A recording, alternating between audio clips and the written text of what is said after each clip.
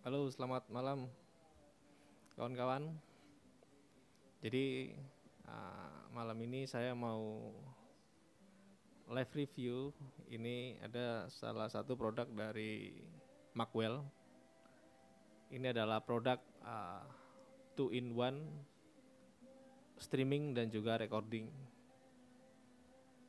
Sebelumnya saya mau jelaskan kalau saat streaming ini saya sudah menggunakan alat ini. Ini alatnya, Macwell Ultra Stream HDMI.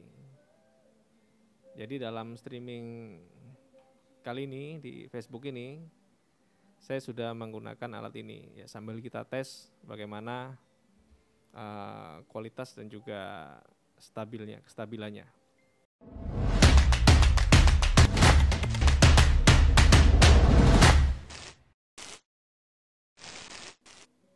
Oke, langsung saja saya unboxing. Sound agak kecil, mungkin mulut saya kurang dekat. Ya, begini mungkin ya. Ya, ini unitnya. Saya pelanin di sini. Ini unitnya sudah saya gunakan juga menggunakan, maksud saya dengan streaming kali ini saya sudah menggunakan alat ini.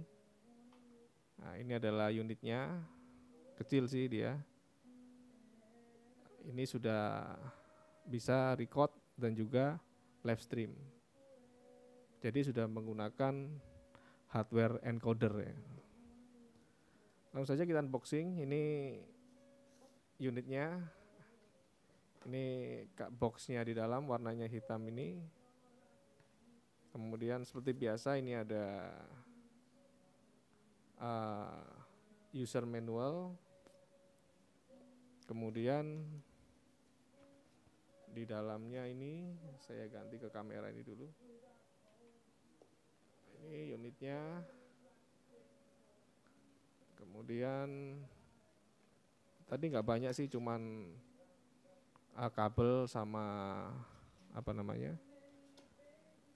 sama USB dan juga adaptor dan HDMI. Saya langsung saja jelaskan tentang input dan interface-nya secara detail. Ini saya sisihkan dulu.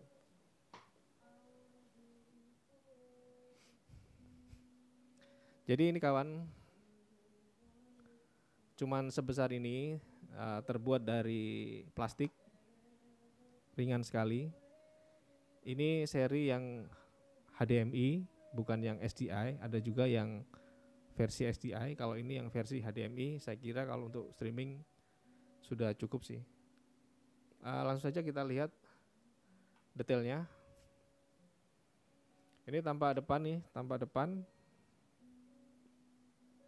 ada ini ada logonya Macwell. Kemudian ini ada USB. USB ini bisa digunakan untuk record dan juga untuk USB modem. Jadi ini ada tiga sumber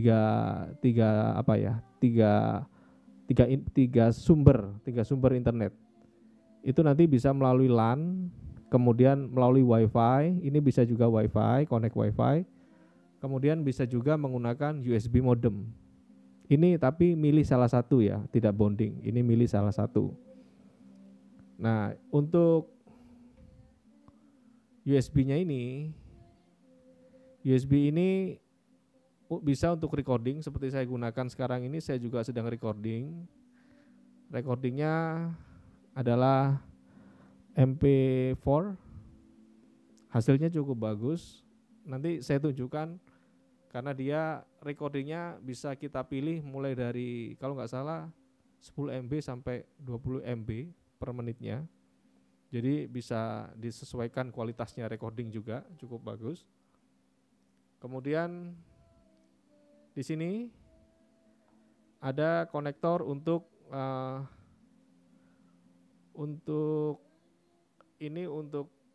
audio headset, preview, monitor, dan juga untuk input. Nah, seperti sekarang ini saya menggunakan audio dari langsung direct dari kamera masuk ke dalam encoder. Jadi HDMI-nya tidak embed dari HDMI. HDMI-nya saya, jadi kalau tekniknya saya ini, mic ini saya masukkan ke, ini tujuannya untuk mensimpelkan peralatan aja, jadi saya nggak perlu mixer audio, karena cuman 1-2 kamera, nggak perlu terlalu ribet. Jadi dari kamera ini, dari mic ini, saya masukkan ke kamera, masukkan ke input kamera menggunakan XLR, kebetulan saya menggunakan NX100, dari output jack headsetnya, itu langsung saya masukkan ke dalam sini. Jadi mic ke kamera, kamera keluar dari headset, saya masukkan langsung ke sini. Karena mic ini kan membutuhkan phantom, membutuhkan plus 48. Jadi kalau langsung ke sini nggak bisa. Jadi saya lewatin kamera dulu baru masuk ke encoder. Oke, kita lanjut bagian lainnya dari alat ini. Di sampingnya nggak ada konektor, kanan kiri tidak ada konektor. Kemudian di belakang ada DC 5 volt konektornya. Kemudian ini ada colokan internet. Kemudian ada HDMI in dan HDMI out. Jadi ada loopnya. Nah, kemudian tampak depan, bentuknya memang sangat minimalis. Tampak depan, ini cuma ada indikator. Ini saya agak lupa tadi indikator apa ya. Yang atas itu indikator, oh ini indikator kalau ada input. Jadi kalau ada HDMI in, dia akan nyala seperti ini, biru. Kemudian kalau ini indikator untuk LAN atau Ethernet. Nah, kalau ada koneksi Ethernet, dia akan nyala biru seperti ini. Nah, kemudian ini ada gambar Wi-Fi. Wi-Fi ini untuk koneksi menggunakan koneksi Wi-Fi atau tethering dari handphone, mungkin kalau mau mengambil input mengambil sumber internet. Ini warnanya hijau, artinya dia tidak ada sinyal Wi-Fi atau tidak menggunakan Wi-Fi. Kemudian yang bawah ini gambar USB, ini adalah indikator kalau udah ada USB yang menancap di bagian port USB. Kemudian ini ada shortcutnya juga, jadi nggak harus lewat aplikasi, bisa melalui shortcut langsung di sini. Ini ada tombol record. Ini kalau biru, ini kondisi sedang recording. Kemudian kalau ini tombol live. Kalau dia sedang live, dia warnanya juga biru. Kalau off, dia warnanya hijau. Jadi ini kawan, bentuk penampakan dari Macwell Ultrastream HDMI. Oke. Selanjutnya saya akan tunjukkan bagaimana interface-nya atau setup-nya, previewnya menggunakan handphone. Jadi kita bisa mengkontrol alat ini menggunakan handphone, baik secara fungsi, menu, setting, RTMP, login, password, lain-lain. Kemudian untuk untuk setting brightness, kontras juga bisa, semua sudah terintegrasi di dalam handphone. Langsung saja saya konekkan ini handphone saya ke alat streaming ini.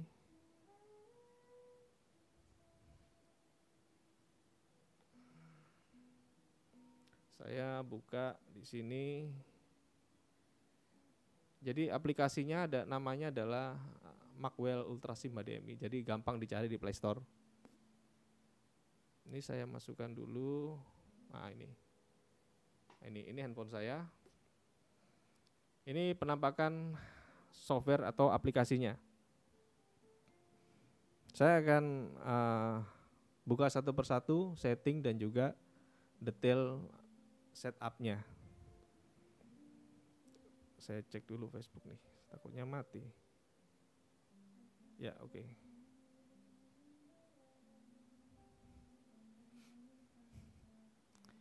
Ini saya buka setting di sini di pojok kanan bawah ini setting. Nah, setting, kemudian terdeteksi nama hardware kita dan juga nomor serinya. Kemudian ini ada USB flash drive. Kita klik di sini.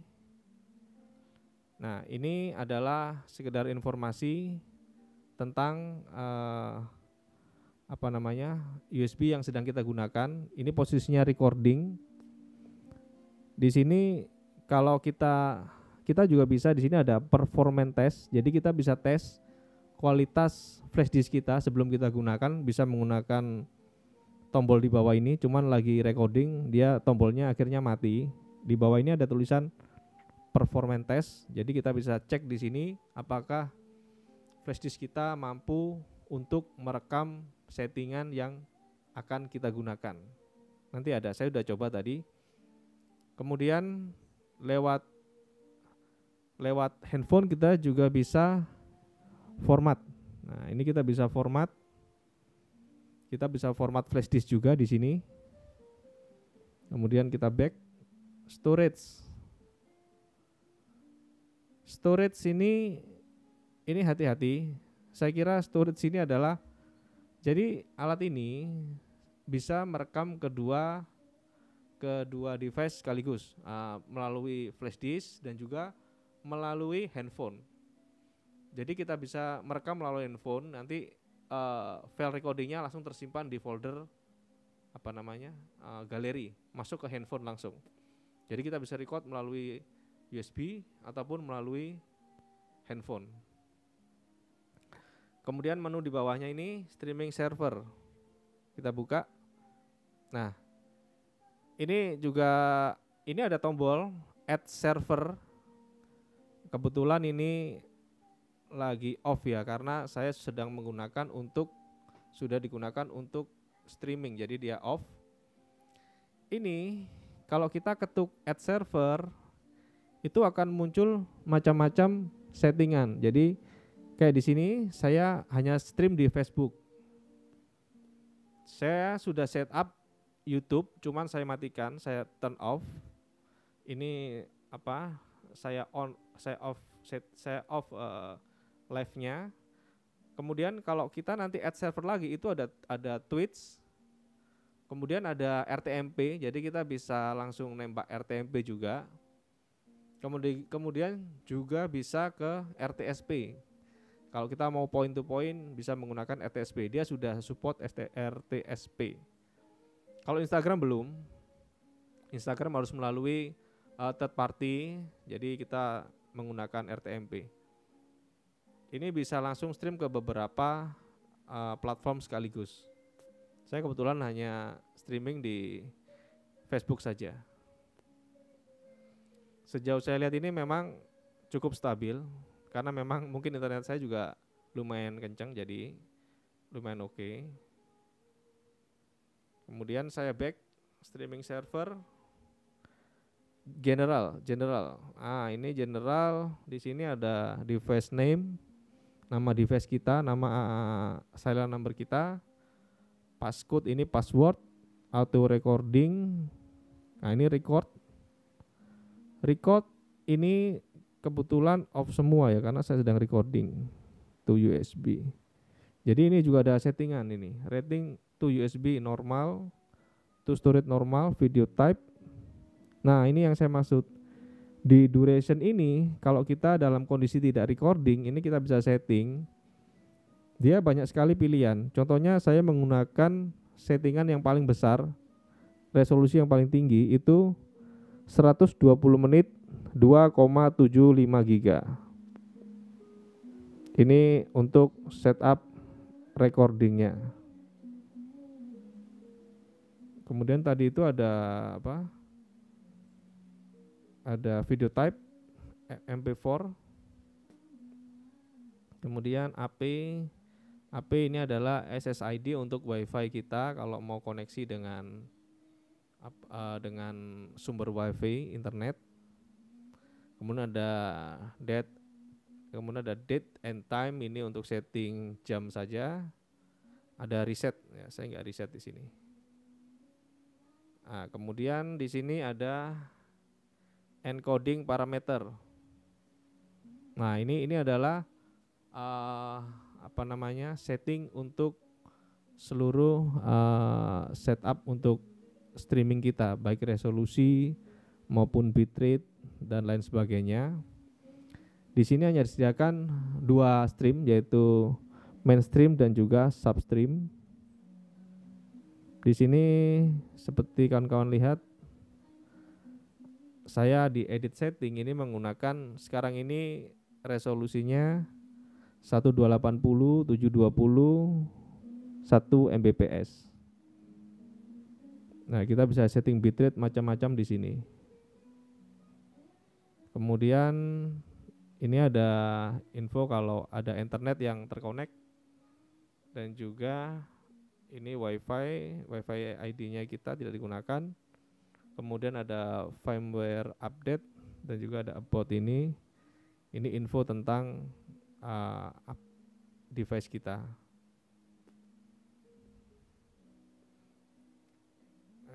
Langsung saja, saya akan tunjukkan.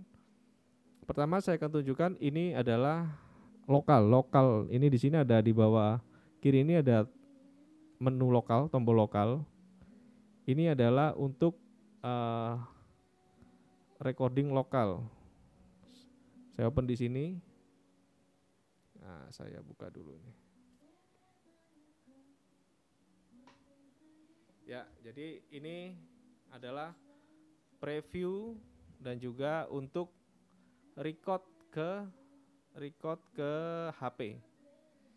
Jadi kalau kita tekan tombol ini, dia kan otomatis menyimpan file recording ke galeri kita di dalam HP ini. Kemudian ini remote. Nah, ini di sini semua interface dari Android untuk preview dan juga untuk mantau semua semua kegiatan yang sedang berlangsung dalam aplikasi streaming kita. Di sini saya jelaskan satu persatu. Di sini ada logo HDMI. Logo HDMI-nya on, artinya ada input HDMI yang masuk. Kemudian di sini ada logo Ethernet seperti di boxnya tadi, dia lagi on. Kemudian logo WiFi lagi on. Kemudian logo USB juga lagi on, dia tidak gelap. Kalau gelap itu artinya tidak ada USB yang masuk ke situ. Nah, kemudian di sini ada macam-macam informasi. Di sini juga dijelaskan durasi. Ini durasi recording. Durasi recording sudah 22 menit. Nah, ini 22 menit untuk durasi recordingnya. Kemudian di bawahnya ini adalah durasi streaming ini sudah 23 menit juga. Kemudian ini ada bitrate. Jadi saya jalan cuma di 1,11 megabyte per second, stabil di sini. Kemudian ini ada tombol record dan tombol live. Tombol record dan tombol live. Nah, ini kita juga bisa menggunakan tombol ini untuk memulai recording atau mematikan recording, ataupun memulai live dan mematikan live. Kemudian ini saya buka di sini, kita buka di atas kanan ini. Nah, ini kita juga bisa untuk setting brightness, kontras, saturasi, dan juga hue. Jadi kita juga bisa untuk adjust langsung dari alat ini untuk brightness, kontras, saturasi, dan juga hue. Kemudian untuk audio kita juga bisa adjust. Misalkan ini mic-nya kurang kenceng, saya kencengin di sini. Nah, ini mic. Kemudian HDMI input saya off karena tidak perlu. Kemudian ada untuk volume headset.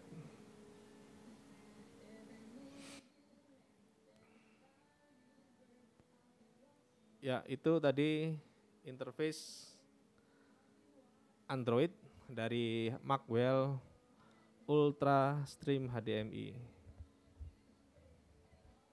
Jadi kalau menggunakan encoder ini memang lebih stabil karena dia memang tugasnya hanya untuk handle streaming, berbeda dengan kita menggunakan laptop. Sebenarnya laptop pun juga stabil kalau laptopnya mempunyai kemampuan yang cukup. Jadi kalau laptop itu kan multitasking, jadi pekerjaannya banyak. Jadi ketika kita buka software lain itu juga mempengaruhi dari kekuatan encoding untuk merender gambar untuk dikirim melalui menggunakan streaming. Itu juga pengaruh. Nah, itu makanya kalau kawan-kawan lagi streaming usahakan ya untuk streaming saja, jangan buka macam-macam. Itu pasti akan mengganggu kinerja dari proses encoding video untuk streaming. Karena proses encoding ini kan butuh butuh mesin yang kuat. Yang paling bahaya itu malah kelihatannya sepele. Itu kalau buka browser itu sebenarnya browser itu malah makan memori yang besar sekali. Coba ketika kawan-kawan lihat ketika buka misalkan Chrome itu kalau di performance test itu memorinya tinggi banget dia makan. Hampir 25% kalau nggak salah. Jadi buka browser terlalu banyak tabnya itu juga sangat berpengaruh. Jadi kalau menggunakan laptop ya usahakan untuk streaming saja, jangan untuk macam-macam, jangan untuk ngedit, jangan untuk lain-lain. Atau kalau mau lebih aman memang gunakan alat encoder seperti ini, kan macam-macam mereknya. Kebetulan yang ini adalah produk dari Macwell Ultra Stream HDMI. Sangat efisien karena ya tadi saya bilang ini sudah termasuk recording, jadi selain kita streaming, kita encoding, kita juga bisa langsung record di sini. Jadi tidak membutuhkan banyak alat.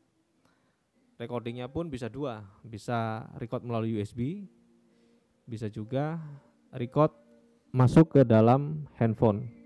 Jadi dia nanti masuk ke galerinya handphone.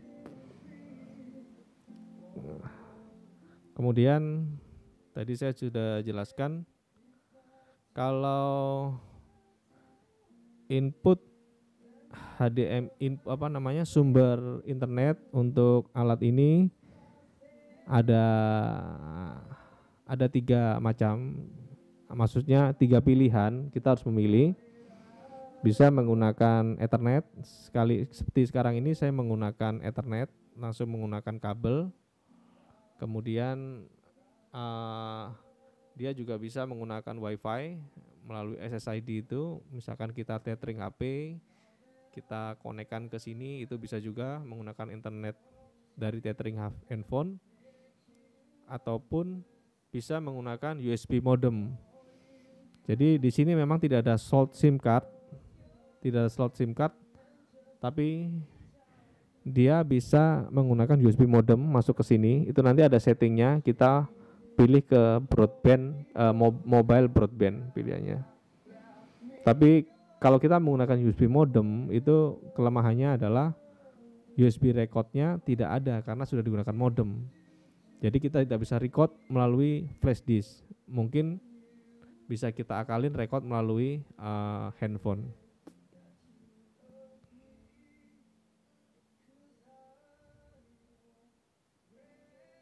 Ya, jadi itu kawan-kawan lihat di sini.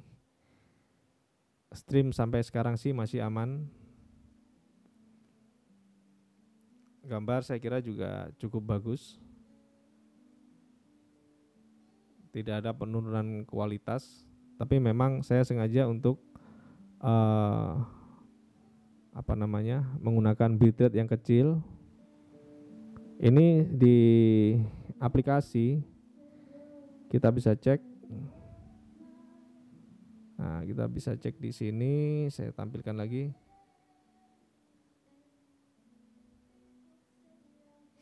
Nah, ini kalau teman-teman bisa lihat, ini kecil sekali memang, itu di sebelah sini. Ini dia stabil di angka 1,1 sampai 1,15 megabyte per second. Jadi dengan kualitas bitrate seperti ini, hasilnya seperti ini. Mungkin kalau mau tinggi lagi silakan dinaikkan lagi. Saya kira ke 2,5 Mbps masih oke, masih bisa cukup kuat. Karena tadi saya kira saya mau langsung stream ke dua platform, yaitu YouTube dan Facebook. Ternyata saya cancel dan saya settingnya ini 1280 720 30 fps, ini bitrate-nya 1500 kbps. Kalau dengan bitrate segini ya, kalau kita mau lihat di handphone, saya kira sudah cukup lah. Saya mau cek dulu di handphone. Ya, saya kira sudah cukup tajam. Ini menggunakan bitrate 1500 kbps.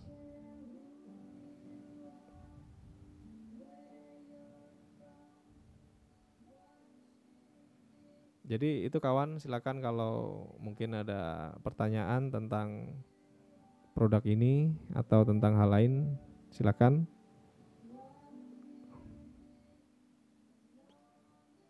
Jadi menurut saya kalau mau simple ya kita pakai alat seperti ini. Jadi nggak perlu pakai software lagi karena ini sudah encoding dan aplikasinya cukup lengkap.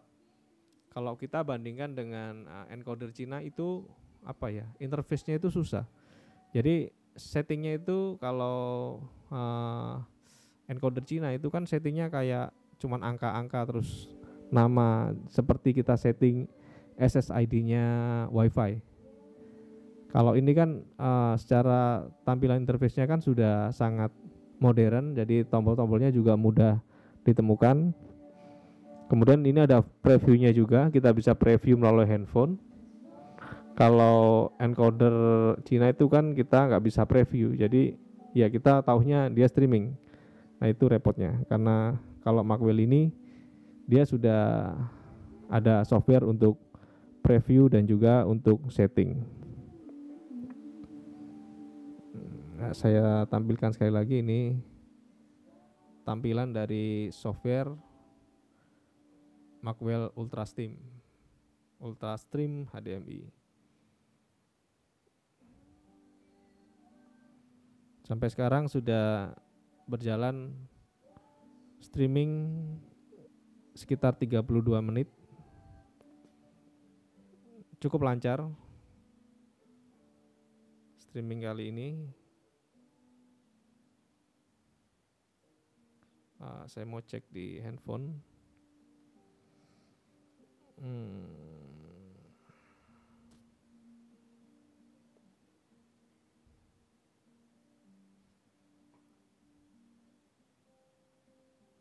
Ya, lumayan oke, nggak ada patah-patah juga. Jadi memang kalau mau menggunakan encoder itu memang lebih stabil sih, lebih stabil daripada kita menggunakan laptop. Kadang-kadang kan warnanya bisa hijau, bisa merah. Itu kadang-kadang juga bukan karena internet, tapi kadang-kadang juga dari kemampuan laptop juga. Dia kemampuan encodernya itu tidak maksimal, sehingga kadang-kadang dia jadi merah atau jadi kuning itu warnanya kalau di OBS.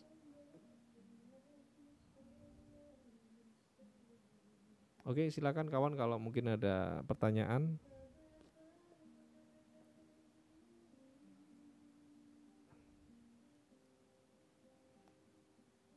Ini melalui WhatsApp ada Om Ino. Harganya berapa Om? Harganya 6.500.000 rupiah. Jadi garansinya setahun kalau untuk produk ini.